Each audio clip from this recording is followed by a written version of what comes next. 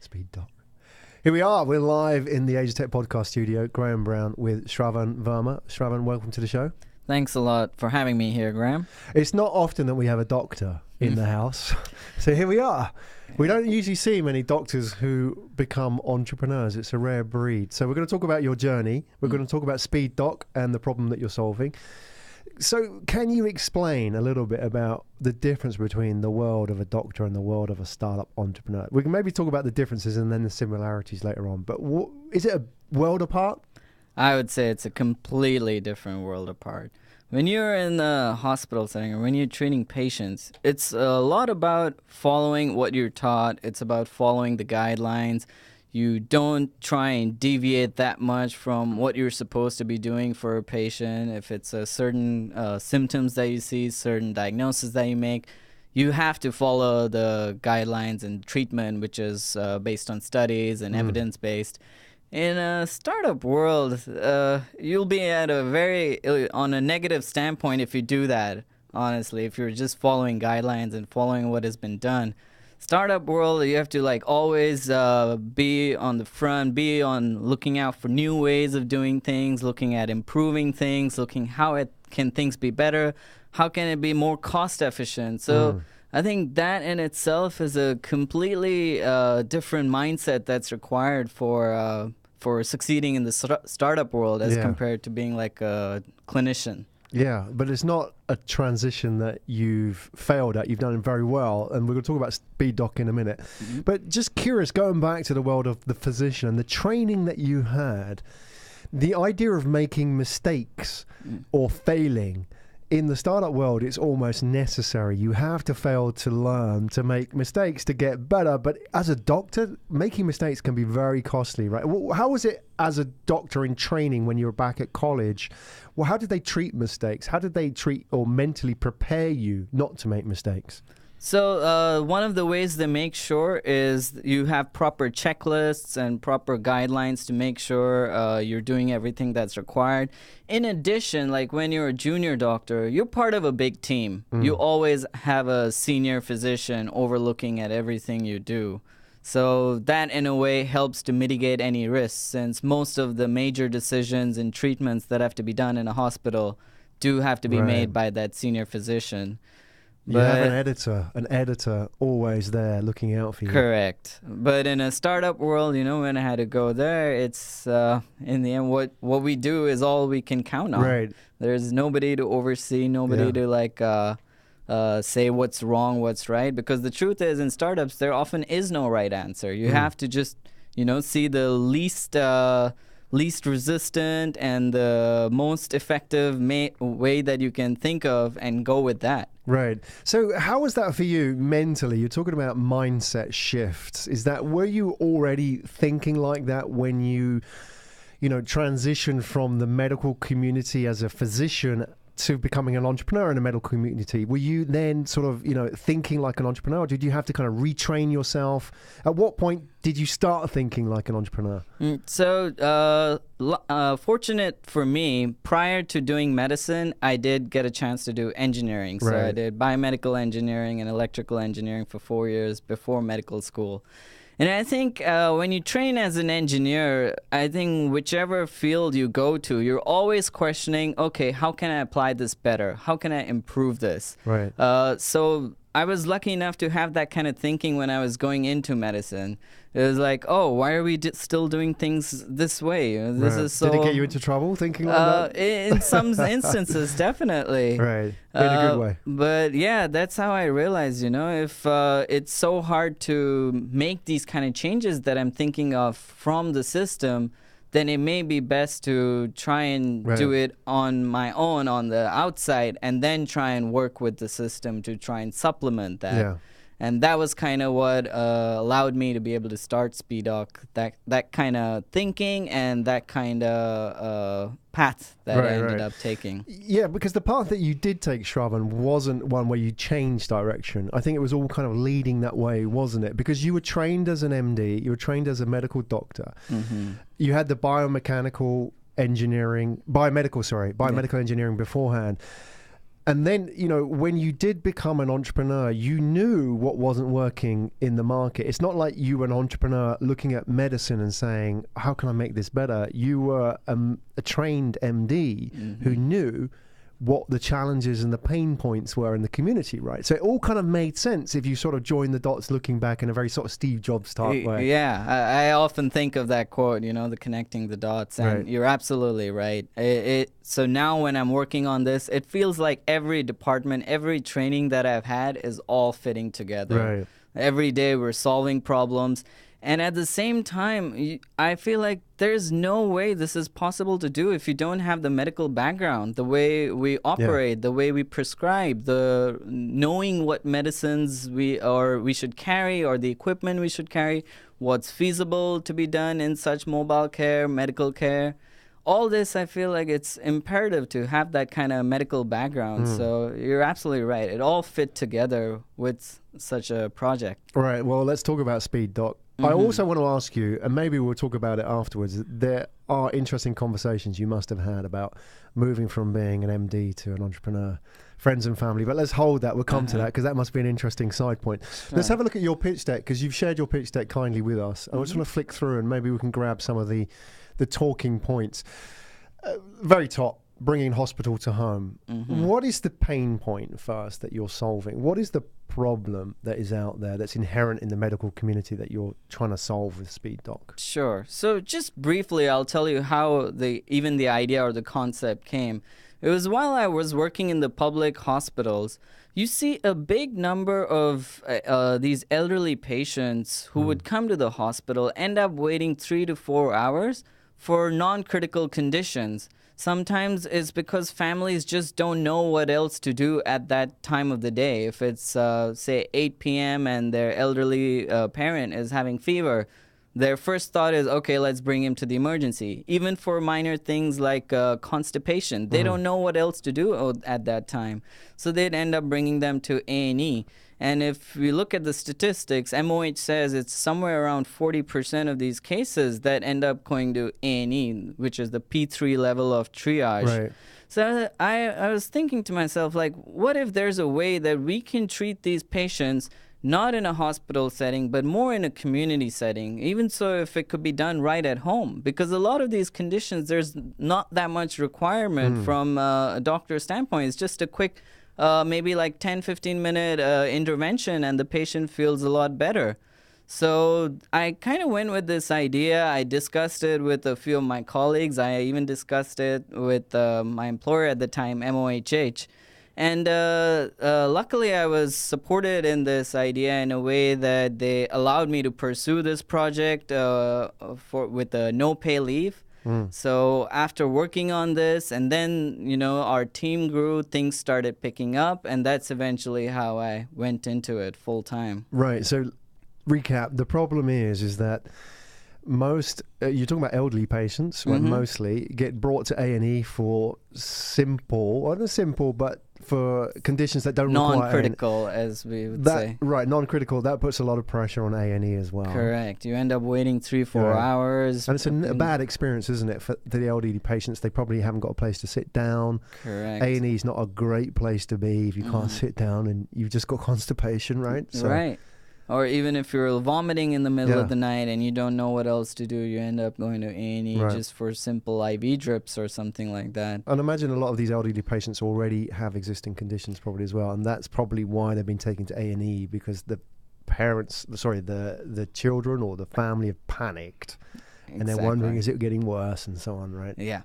So it's honestly, it's because they don't have access to medical help in any other way. So their first thought is to go to the A&E. Okay. So what do you do? Where do you come in? So that's where Speedoc has been able to come. We've created a network of house call doctors. So we have doctors all across the island. And it's all works through an app. So we use technology like the mobile app and the geolocation. So it pings the nearest doctors around the patient. So whenever there's a downtime for that patient, the doctor is immediately able to go see the patient, treat them right at home, give them medicines right at home. Any intervention or treatment is required can be done for them right at home. Right. So is this specific to Singapore as a problem or as a challenge? Because let's say, I don't know, obviously every market is different. In the UK, for example, and I don't know how this sort of fits in, there will be like a locum service who would be a doctor that would go house to house. And it's quite an old-fashioned service, so they may not have the sort of the access to the phone and the call centres and so on. But they would go house to house and visit elderly patients, and they'd be on call. Does that exist in Singapore? Is that partly what you're solving here? Maybe you can kind of educate me a little bit about the service. Sure. So such house calls have existed, I would say, since the dawn of time. You know, a doctor going to the house with a little doctor bag. That's how we've all pictured doctors in like the 60s and 70s.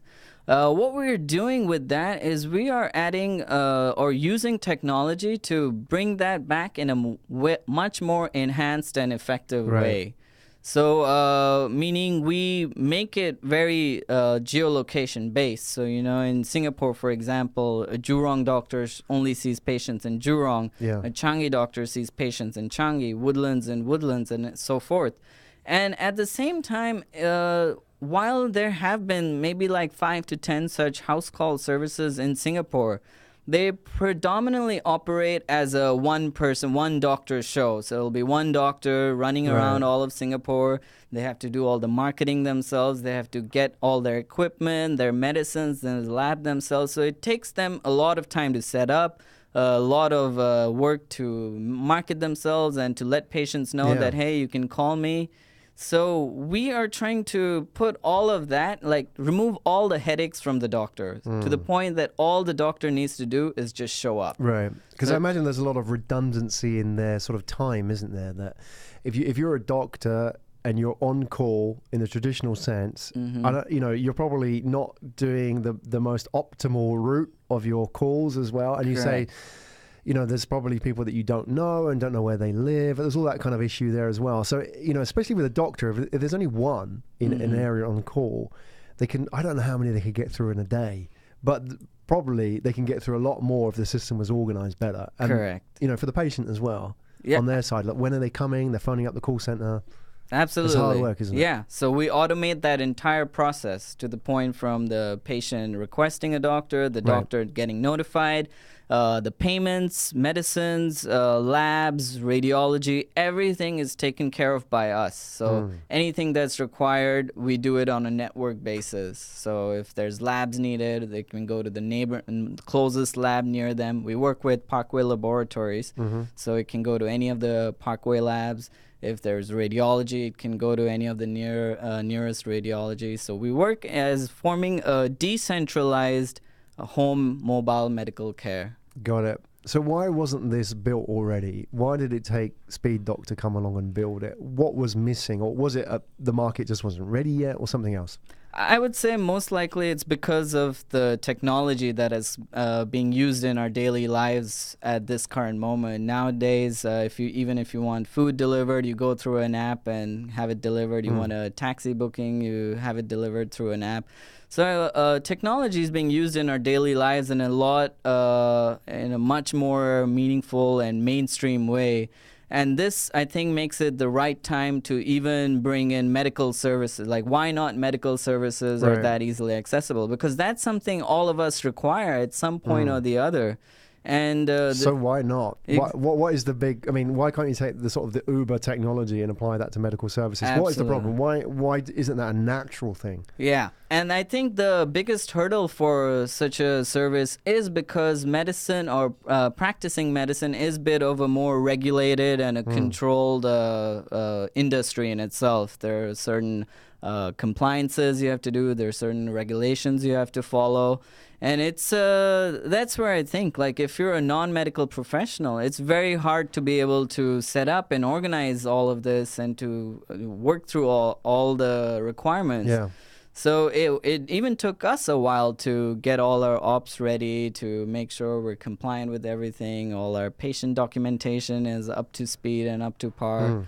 But now that it's done, I think there's no reason we shouldn't use it to scale and operate in a island-wide manner. Excellent. Can we have a look at one of your case studies that you shared in your pitch deck? Sure. This was, if we just sort of scroll through, if I can sort of flick through towards the end, you've got a case study Oh no, I've overshot. You had about the advanced medical use case. Which one was it? The elderly. Okay, patient example. Here we go.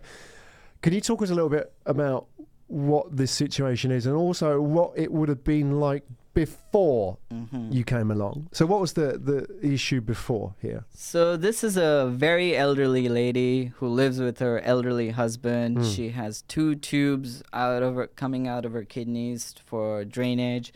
And she had to go to the polyclinic every 3 weeks to get a blood test done so that when she goes to see her specialist, he would be able to recommend whether to continue a certain medication or to cut down on a certain medication. And now, just looking at them, you can imagine how hard it must have been for them to go to a polyclinic every 3 weeks, wait for about an hour or so there before getting their blood test done. Right.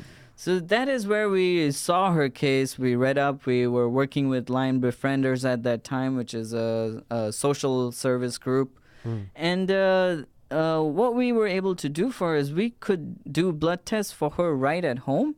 And then she could get the blood results with her. And when she goes for her follow-ups, she can just take the results with her instead of her having to go to polyclinic each time. Right. So this is an example of how medical service, provided at home can really save time. And in long term, I definitely see it saving cost as well. Yeah, let's unpack that a little bit, Shravan, because the aspect of going to a hospital or a clinic and getting tests done, there's a lot of things going on there, isn't it, for the patient? Obviously, time. It's not just the patient's time. You've got the 2 family members that bring them as well. So they take a day off work. They sit in the clinic half a day, and it's not a great experience. They have to travel often very far to get there. So that's already the cost involved in that. Plus the experience for the patient as well. Then going to the clinic itself, which again, if they're traveling to the clinic, it may be not the most optimum for the clinic itself. If the clinic can just go to the house, do the blood test, get the sample or have the sample delivered, it means they don't have to have that front end to the clinic as well, which is often the least effective part of their service. It's just that clinics are not set up that way. Clinics are set up to be able to only curtail to people coming in. They don't have a mobile team. So that is where we hope to be able to provide or solve that gap, where we, from ground up, we're built as a mobile team. Everything of ours is streamlined towards being able to provide mobile care, whether it's blood tests, whether it's medications, whether it's certain treatments. You look at our nebulizer, it's like a handheld device which can just give nebulize. Nebulize is actually a device we use for providing medicines which are inhaled by patients. So examples like that. And that's how I think most clinics or hospitals are not set up that way. Exactly. Well, this is an interesting point, isn't it? And maybe we can talk a little bit about this so we can understand the challenge. And that's why it helps to be an insider, so to speak, with inside experience. If you go, I know it's not the same, but just to help us understand the challenge, if you go to a place like Thailand, for example, and Thailand's, I think, probably one of the most popular medical tourism destinations in the world, you can go to some of the hospitals which have effectively been built around medical tourism now. I mean, all the doctors speak English, they run like a service, they market themselves very strongly, but they've effectively said, if we had to provide this kind of service for this kind of customer, effectively a patient, with these conditions, with these needs, how would we build that from scratch? How would the hospital look? How would the service be, and so on? So they've effectively said, this is the challenge. Let's build the service around that. And to think of medicine as a service in itself is a challenge, isn't it? And in a way, you're not medical tourism, but I'm saying you're approaching the challenge of medicine and patient care, and you're saying, what does this have to look like? Let's ask the what if question and sort of break it a little bit. How have hospitals and the medical community reacted generally to that? Luckily, we've actually been fairly getting good support from a lot of the tertiary care institutions, as I'd call them, a lot of the hospitals and clinics, because a lot of the times they would get called that, hey, I have an elderly grandma, can you send somebody over? And usually they would not be staffed or equipped to be able to handle those. So they have been like, oh, now I know. If I get any such calls, I'm happy to refer them to you so you can easily take care of them. We don't have the necessary equipment to be able to see these patients in a mobile setting. So they're like, if you're seeing these patients, So what does it mean to them? Cost savings and less hassle, right? Yeah, for the patient, it's much better, right? Otherwise, patient has to keep going from place to place trying to find somebody who would be able to look at their elderly grandma. Yeah. I know you've got a slide in your pitch deck, and we can just flip back to that. You've got the coverage that you have here in Singapore at the moment, just so we can have a look. We've had a look at I'm not sure if I'm going the right way, but you've got a map of Singapore. That's right. Yeah. Okay, so you've got 25 house call doctors. Correct. Signed up. Mm-hmm. So they have to sign up for the service. How do you go out and recruit them? You must have a network of doctor friends anyway. Yeah, that's how it started. Is that how it's happening? Yeah. And what's the pitch to the doctor? Because if you're a doctor, life is, I know it's a little bit long-houred, but the fact is it's a comfortable life, isn't it? It's a good job, well paid. Or is it not? I don't know. Yeah. You know better than me. So why would they listen to you? Yeah, I would say the timing is not usually the most favorable, especially if you work in the hospitals. You can have I remember having 24-hour shifts of calls when I was there. But I would say initially how it started is I just got a few of the existing house call doctors to help and support, and they were happy to come on board to utilize it, like do house calls in a much more streamlined and effective way using technology. And that's how it started. So initially, got a few doctors that I knew who were interested in being able to provide that, especially catered more towards the general practitioners. And then, it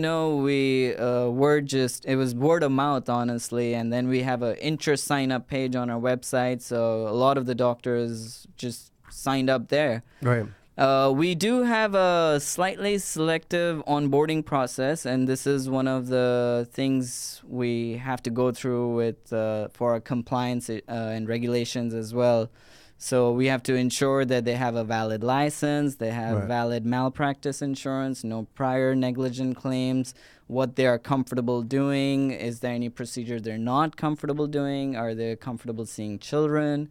So we go through that entire screening process before we onboard them and before we bring them onto the app and allow them to be online per se. Okay, so you have to get and onboard the doctors individually rather than go through the institution. That's right. Okay, so who do you get paid by? Paid by me. So where does the money come from? Where's the revenue model here? Oh, okay. So we have a hybrid model of revenue. So some of these doctors just work on an ad hoc basis. They're like, okay, I close my clinic at 6 p.m. If you're giving me a house call at 7:30 p.m., 2 blocks from where I live, I'm happy to take that. Right. So in these cases, we just get a service fees from the consultation to Speedoc, and otherwise majority of it goes to the doctor. Mm-hmm.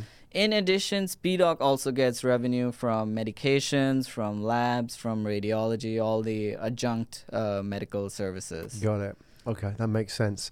So can we talk a little bit about your team as well that Sure. you have on board? So if I can just flick through to the right, I think this is towards the end. Here we go. So there's 6 of you. Are you 6 co-founders here, or you're the sole founder in this team? I'm the sole founder. You're the sole founder, yeah. And you have 5 alongside it. Where did you get your team from? Where did you onboard them from? What was the source? Are they all medical people? So we've only had one new recruit. So one of our advisors has just moved to being an in-house medical director for us. So he's another doctor on board. But everybody else is non-doctors, but 2 of them have a nursing background. Right. So one of them had a nursing background, then was a SQ flight attendant, then was in medical sales, and then saw an opportunity in Speedoc, so she jumped on board. Then we have another nurse who focused strictly on nursing care for our services. So you obviously, it's called Speedoc, but you also have the ability to, do the same kind of service for nursing? Because I imagine in the community as well, nursing is probably a big part of that sort of care, isn't it? I would say for the time being, our nursing is more directed by the doctors, by the medical care. Okay. For example, I go see a patient. I'm like, oh, okay, this patient needs some IV antibiotics and an IV drip. So if 8 hours later or say next day, just the drip needs to be changed or the IV antibiotic you need to be given another shot, the nurse can go, for those cases, just the nurse can go and administer the medications.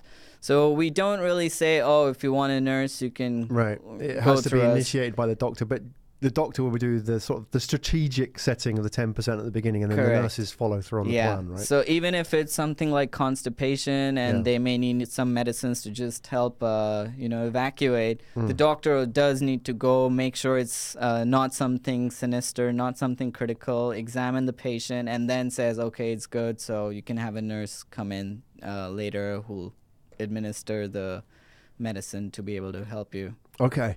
Back to your team. So there's 6 of you at the moment. You're all based here in Singapore? Yeah, all of us based in Singapore. We have a really good tech person who's previously worked in 2 startups, so he's one of our programmers, and he has a bunch of developers under him to help in all the programming and making sure our security and encryption is all top-notch and as per requirements. Good. And are you expanding your team at the moment? Yeah, you're absolutely. Being in a startup, you're always recruiting, right? Correct. I mean, and imagine as well, I always put this to a guest, is that it's less about the skills, probably more about the mindset that you're looking for in your team. Absolutely. It's the passion. If they're in the same, they want the same end goal as we do, you can kind of tell when you meet them. Their eyes light up. Right. We had that today. Somebody was saying that. So what is that? So you're talking about the story of Speedoc to a potential recruit. Their eyes light up. What are you looking for in them? Is it the fact that they're an MD of 10 years, or can somebody from a non-medical background work for you? What is it that what's that sort of intangible aspect that you're looking for? So when people really can see what we're trying to say, what is our end goal, or what we're trying to do is, be like, provide the best medical care possible in a mobile setting, and using technology and making it super accessible for patients. They see that, they can relate to that. They're like, oh yeah, last time my grandma or my mom had this situation, I would have totally used this service. And they're like, oh, I would love to work in such a company. And one of the things that we are able to do is, like, anytime, there's a new idea or new concept, new innovation that can be implemented, we're right there pushing it out the next day, provided it's safe, of course. But we're super quick in our, changing and improving and whatever feedback we get from patients. And then I would say, like, a lot of the new recruits who come to join our services, when they go to some of these patient visits, they see the patient's eyes light up with the service that they get. Yeah. And they see how we've actually benefited the patients by providing the service. And they're like, wow, I don't see why I wouldn't want to keep working here. This is exactly where I need to be. I imagine as well, like the story with Apple, a lot of their, original team and the developers came from their core community of fans, if you like. Mm-hmm. Like with yourself, I imagine you're going to get people from the medical community. Some of your doctors who are on call think, I love this service, love to work for you, on help you build it and so on. I'm curious, are you interested in any particular hard skills that you're looking for in the team, or are you just generally interested in people who want to help build this thing? So we do have a slight demarcation. So we have a pool of healthcare professionals, and we have a pool of non-healthcare professionals. And even among the non-healthcare professionals, we're looking for developers, we're looking for digital marketers. It really depends. We don't really have a preference, but if they're in it for what we are trying to do and what we are already doing, and they fit in well with our team, I think it's we're happy to. It's the best fit. Exactly. Are you raising at the moment? We are. So we've raised a seed round, and we're now looking to raise a Series A, much bigger Series A, which will allow us to even kind of set our bases overseas for such a infrastructure. Okay. Could you share how much you're raising? So we're looking to raise about 5 million Singapore. So it's about 3 million US, 3.5 million US. 3.5 million US. Okay, and you talked about that helping you expand overseas as well. Is that what it's there to do? What are your plans? So, we really want to scale up a lot more in Singapore, and that would require having more doctors on a full-time staff where they get a monthly salary and then they are designated to certain locations in Singapore, as well as building up our operations, because that's really the bottleneck right now. We need to be able to replicate our medical equipment. We need to be able to get more and more medications in this equipment. So we build those two up, have more marketing in Singapore, and the remainder, what we've allocated, is more for the overseas expansion to replicate what we've been able to do in Singapore. So when you get Singapore right, can you share which markets would be primed next, or is that secret? What do you think, based on your knowledge, would be? So it would be a lot of the markets where the healthcare system is similar to Singapore. That would be, I think, an easier bet. And the neighboring countries would be the most appropriate. For example, Malaysia, and we're also looking at Thailand. So, and then eventually Indonesia. Indonesia is a pretty populated and dense market. Yeah, and a key part of this as well, growing middle classes as well. So you have the growing middle class, on top of that an aging population all around. You know, even in places like here in Singapore, the aging population, it's one of the oldest. I mean, obviously Japan, I think, wins hands down, but Singapore's next, and even China as well, looking at how that's developed. But all these markets are aging and they have more money. So you're identifying a growing market. Shravan, before I let you go, I want to ask you the question of the day. So before we do that, actually, not forgetting, it kind of leads into the question of the day, which I ask all the founders sit here. That conversation that you had. So let's put this into context. Dr. Verma, became the startup co-founder of Speedoc. That transition, I know for you, it was something probably that was in your heart and your head, and something you had to fulfill, right? You know, it was a dream. It was almost like a calling that, okay, this is what I'm supposed to do. Right. So how did you then convey that? And the reason I ask is that I know there are a lot of people, not necessarily just medical professionals, who have a similar urge, a yearning, a calling, if you like. However, there are people around them that don't necessarily share the dream, and often it's friends and family, because they have invested a lot in the education of people to become a lawyer. They did the MBA, they become an accountant, they become a doctor, and now they're going to go and risk it all in some crazy startup idea. Can you tell us a little bit about how that was for you in those conversations? Did you have doubt in your own head? And how did those conversations go with those sort of around you? Sure. I think having people to doubt you or question your decisions, it's almost inevitable. You are bound to come across people, no matter which switch you're doing or what you're trying to do, there'll always be people, are you sure you want to do that? You have a pretty steady career in front of you, you can just be a senior physician and lead a happy life. But I think that's where your own conviction at some point kicks in, and you're like, I don't care. I mean, yes, people will always say, take the safer route, or take the easy way, what's ahead of you.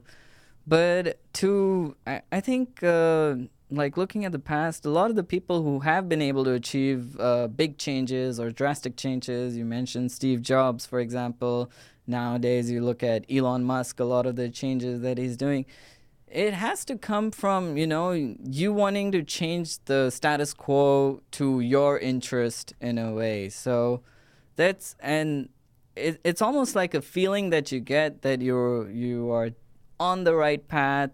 You will do whatever it takes. They'll challenges, roadblocks. These are inevitable. You can't name one single founder or successful startup which didn't go through those. So you have to just keep taking it as it comes and keep working towards what you would really want to see in the world. Yeah, that's a great answer. And that's part of the process, isn't it? It's what you signed up for. I mean, if you're not up for that, if you're not up for the road bumps, the doubt, all of that, then you're not in the right place. Absolutely. This is the cost of pursuing a dream, right? Yeah, so I'm still actually on no salary, but it requires some cutting your costs down, but Right. you're so your whole life gets taken over by the idea and the project that it doesn't really matter that much. All of that doesn't really matter anymore. Exactly. It's an amazing answer. It's inspiring as well. I mean, it kind of answers in a way the question of the day that I wanted to ask you, which is, I want you to think back to the 18-year-old Shravan before he was a doctor. If you can, I know, not so long ago, but young, reckless. Yeah. And what advice would have you given yourself at that point in your career? If you were a career advisor to yourself, and you're saying, "Hey, look, you're just starting out here. This is what I want to tell you because this is what I've learned in the next X number of years." I think when you're at that age in college, you're always too caught up on your GPA, your grades, or whether you're completing assignments. But I would just say to myself, like, focus more on what is interesting to me rather than really trying to be good at a lot of different things. Find out what you are good at innately and focus on that. That's great advice. I wish more people would do that. Yeah, definitely. But it's not easy. It's easier said than done, isn't it? You have to have somebody. I think the key I guess value of somebody like you saying that is we need people in our lives to kind of direct us in that way, isn't it? Because often, we don't find out the answers ourselves. And somebody sometimes, like you read, Elon Musk as an example, Steve Jobs, you read somebody's story or somebody comes into your life or you see a story or you hear a story and it plants a seed in your head and then that later on flourishes and you're here. That's how it works. Yeah, couldn't agree with that more. Shravan Verma, everybody, been a real pleasure and inspiring. Thank you for sharing your journey with us. And I think, you are, the fact that you've left a very comfortable, existence and gone and, risked it in a very positive way. And as you said, you've gone, being a doc, you could have been, very comfortable, good salary, pension. Let's not forget all about that CPF, all that stuff. You had all that worked out, and now you've gone up to a bigger cause, a bigger calling. And so, more power to you. I think what you're doing is fantastic. I wish you all the best. And, if people listening or watching this story today with Shravan get, even just some of that juice of the entrepreneurial journey, that hopefully will inspire people to do the same. So thanks a lot today. Thanks a lot, Graham, and I really appreciate the opportunity for sharing my story here as well. Excellent.